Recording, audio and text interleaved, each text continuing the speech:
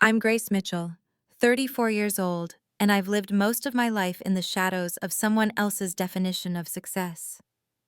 My younger sister, Victoria, was always the golden child, the one my parents held up as the standard I could never meet. For years, every family dinner, every holiday, every whispered comparison ended the same way, with me being measured against her glittering career, her relationship milestones, her carefully curated life. I was tolerated, maybe even pitied, but never celebrated. 3 months ago, that invisible line between us became a chasm I could never cross again. It was her wedding day, a spectacle she had been planning for nearly 2 years. The St. Regis Hotel on Fifth Avenue glowed that night like a palace of light and crystal. 500 guests gathered to celebrate her union with Robert, a man whose net worth and connections mattered far more to her than the vows she was about to recite. But I didn't see any of that from inside. I was outside, standing in the cold, staring at the check-in desk, where the receptionist told me calmly, almost apologetically, that my name wasn't on the guest list. At first, I thought it had to be a mistake. I had RSVP'd months before. I even pulled up the email on my phone, proof that I'd been invited. But when I called Victoria, when I heard the deliberate pause in her voice before she spoke, my world shifted. She told me I didn't belong there, that I wouldn't fit in with Robert's investors, with the venture capitalists and executives who filled her ballroom. My career in real estate, 8 years of hard work, sleepless nights, negotiations, deals, was nothing but a side hustle in her eyes. And worse, she said it as though I should understand, as if being erased was a kindness she was doing for me. I don't remember how long I stood there with the phone pressed to my ear, listening to her dismiss me. What I do remember is the weight of the small cream envelope inside my clutch. Inside was not just a card or a token gift, but something extraordinary, something that could have silenced every cruel comparison, something that could have redefined what success meant in our family forever. I had carried it with me for weeks, planning to surprise her in front of all those people she wanted so badly to impress. But that moment would never come. She had made her choice. She wanted a wedding, free of me, free of my supposed failures, free of the sister she had long ago decided wasn't enough. And so, with hands steadier than I expected, I slid the envelope across the marble desk and asked the coordinator to deliver it to her after the ceremony. Then I walked out into the October night, leaving behind the glittering chandeliers, the music swelling in the ballroom, the sound of belonging that I would never again chase. What I didn't leave behind, though, was my dignity. For the first time in years, I felt something close to peace as I turned my back on the building. Because in that moment, I understood that some tables aren't worth sitting at, some doors aren't worth knocking on, and some families will never see your worth until it's too late. I didn't cry that night. I didn't rage or beg for inclusion. Instead, I went to a small Italian restaurant a few blocks away, ordered pasta arrabbiata, and sat alone while 500 guests toasted my sister. My phone buzzed relentlessly later that evening. Dozens of calls, frantic messages, desperate pleas from Victoria and my parents once she opened the envelope. But I silenced it all.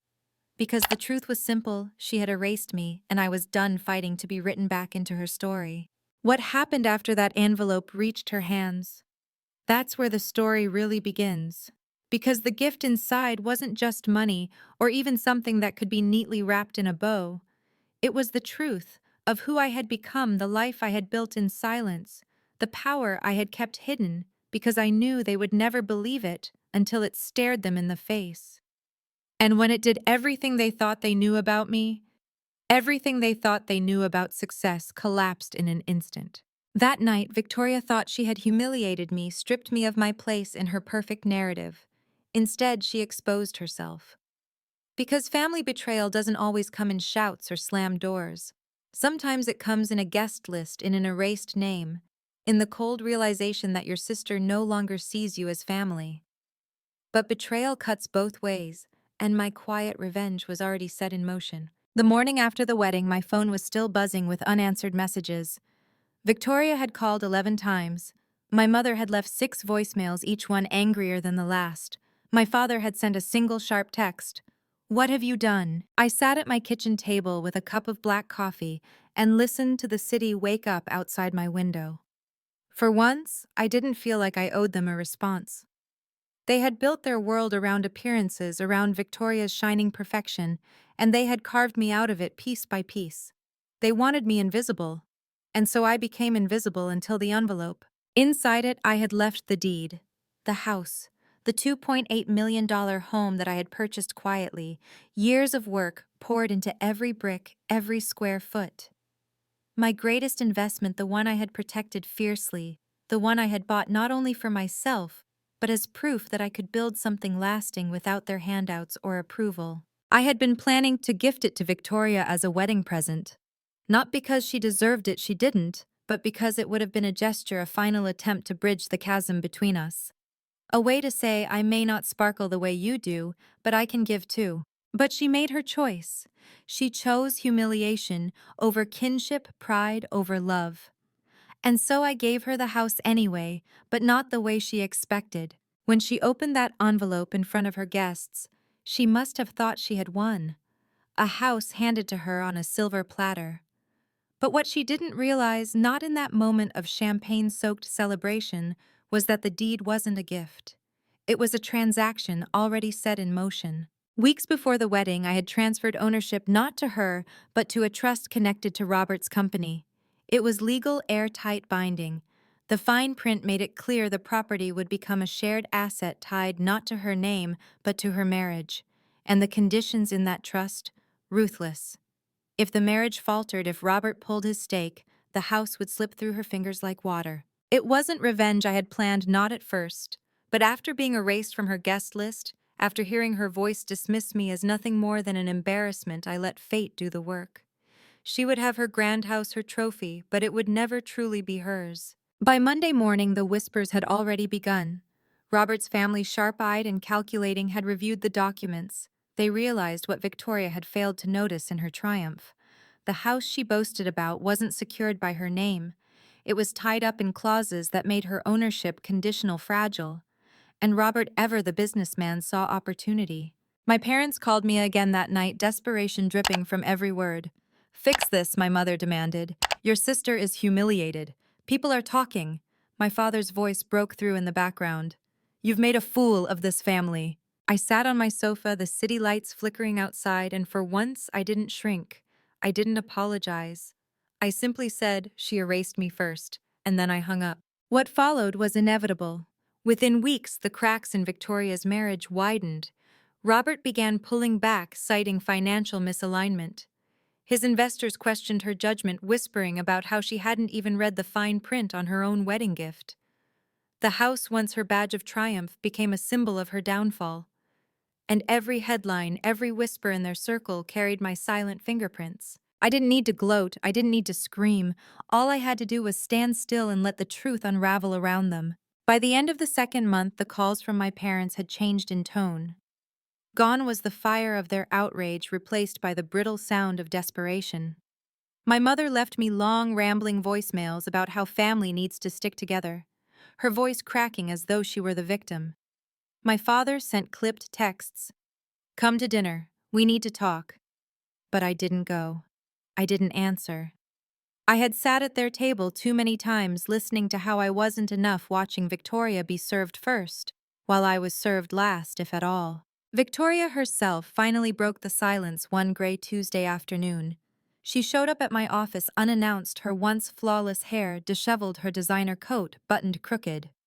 My assistant looked at me with wide eyes as Victoria pushed past her heels, clicking against the marble floor like a frantic metronome. "You ruined me," she hissed the second my door closed. Her eyes, once so practiced at performing charm, burned with panic. "Robert is leaving. His family says I embarrassed them. The house is gone. Grace, do you hear me? Gone." I leaned back in my chair, calm in a way that startled even me. "It was never really yours to begin with." Her face twisted. "You think this is funny? You think destroying me makes you powerful? You're pathetic. You've always been jealous of me." Jealous? The word echoed in the room, absurd and sharp. For years, I had swallowed that accusation, convinced myself that maybe it was true that my resentment was nothing but envy. But now, seeing her crumble, I understood the truth. I had never been jealous of her. I had been starving for acknowledgement, for love, for something she hoarded while I was left with scraps. "I don't need to destroy you, Victoria," I said evenly. "You've done that all on your own." Her voice cracked, the mask slipping. "Please, just fix it. Talk to Robert, talk to his family. Give me something. Don't let me lose everything." For a moment, the younger sister in me, the one who had once braided her hair, shared secrets under the covers, believed we were inseparable, wanted to reach out. But then I remembered the St. Regis, the cold October night, the receptionist whispering that my name wasn't on the list. I remembered her voice on the phone. "You don't belong here." So I shook my head. "No, Victoria. This time you don't belong in my story." She left in a storm of tears and slammed doors, but the sound didn't wound me. It liberated me. The months that followed saw the unraveling play out in full. The house was sold under Robert's name, the profit funneled into ventures that never once bore Victoria's signature. Their divorce became a quiet but brutal affair, whispered about at the same high society events where she had once sparkled.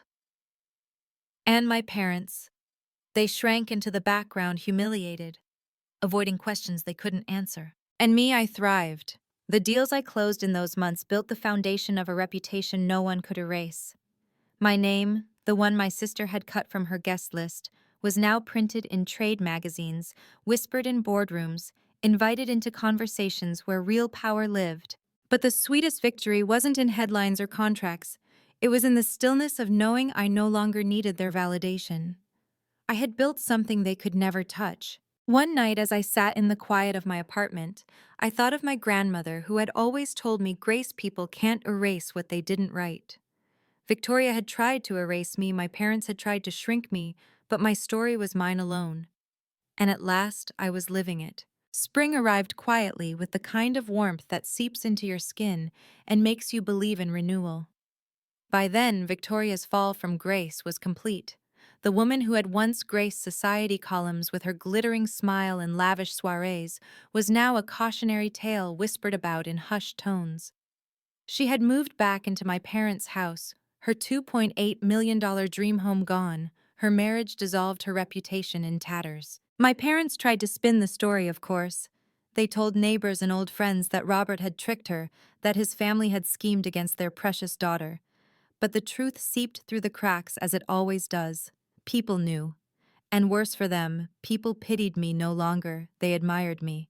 They whispered about how I had quietly risen in real estate, how I had outmaneuvered deals that seasoned men twice my age, had fumbled, how I had held my head high while my family tried to erase me. The invitations began to change. I was no longer the forgotten sister, the afterthought. Business leaders sought me out. Investors wanted to hear my insights. My name carried a weight that my parents could not spin or discredit. And for the first time in my life, I didn't shrink from it. I claimed it. But the cost of that triumph was something no one else saw, the hollow ache where a family should have been. I'd walk past families in Central Park laughing together, arms linked, and I'd feel that sharp sting in my chest. No amount of contracts or accolades could fill the space left by the people who should have loved me, but chose betrayal instead. One evening, just as the city dipped into twilight, I received a letter. Not an email, not a text, but a handwritten letter from my father. The script was uneven, shaky. He wrote that he was sorry, not for what they had done to me, not for the years of favoritism, not for letting Victoria erase me from her life, but sorry for the misunderstandings that had led us apart. He wanted me to come home to see Victoria, to put the past behind us. I held that letter for a long time, the paper trembling between my fingers. Part of me longed to believe it, to think that maybe finally they saw me. But the older, wiser part of me knew better. They didn't want reconciliation. They wanted relief from their shame, their neighbors' pity, the story that painted them as the architects of their golden child's downfall. So I folded the letter, placed it back in the envelope, and slid it into the bottom drawer of my desk. Not ripped, not burned, just kept as a reminder. A reminder that forgiveness is not owed to those who mistake it for forgetting. The irony is, I didn't need revenge to feel free. I didn't need Victoria's downfall to validate my worth. What freed me was the realization that I didn't need to keep knocking on a locked door. My life was bigger than their house, their approval, their guest lists. The last time I saw Victoria was outside a cafe downtown. She looked smaller, somehow diminished. She avoided my eyes, clutching a paper cup with shaking hands. For a fleeting second, I wanted to reach out to tell her that despite everything, she was still my sister. But then I remembered standing outside her wedding, the cold seeping through my coat, hearing her voice say, "You don't belong here." And I kept walking. Because maybe that was the final lesson I needed to learn, that belonging doesn't come from someone else's invitation. It comes from choosing yourself, even if it means walking away. If you followed my story this far, maybe you've felt the same sting of being erased, belittled, pushed aside. I want you to know you don't need to prove your worth to people who refuse to see it.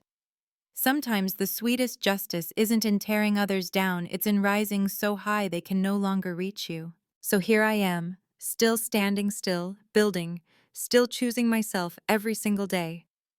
And if my story means anything, I hope it means this: you can too. If this story touched you, please like this video, share it with someone who needs to hear it, and subscribe for more stories of resilience, betrayal, and finding your voice. And don't forget to leave your thoughts in the comments. I'd love to know your story too.